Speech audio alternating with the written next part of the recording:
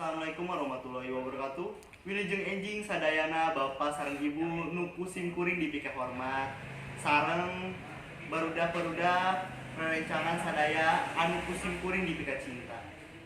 Langkung dipayun mangga urang sanggakeun puji sareng syukur ka Allah Subhanahu wa taala nu anggeus ngumpulkeun arurang jeung urang bisa tiasa kumpul di dieu. Palawargi anu pusim kuring dipikir hormat dina ieu waktos simkuring bade ngadugikeun kumaha pentingna hirup sehat kanggo sadayana. Urang sadayana kedah atanapi wajib ngajaga lingkungan sareng awak nyalira sangkan ditebihkeun tina sagala rupi penyakit. Kumargi kitu urang kedah ngalaksanakeun hirup sadidinten ku cara anu sehat. Mersihan salira atanapi ibak, mersihan kuku, nyikat waos, anu rutin. Eta contoh nu disebut hirup anu sehat.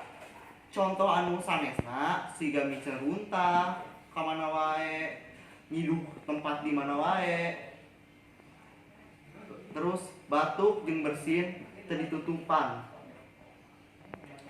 Saupami sadidinten urang ngajagi kebersihan, awak urang bakal bersih atanapi suci tina sagala rupi kokotor. Berbersih teh hartosna bebersih suci urang sareng lingkungan disabudeureng urang. Urang kedah mika cinta kana kebersihan supados mana urang oge suci sareng bebersih. Pada hadirin sadayana rupina dicakepkeun sakitu anu kapihatur kirang langkungkeun mugi tiasa dihapunten. Wassalamualaikum warahmatullahi wabarakatuh.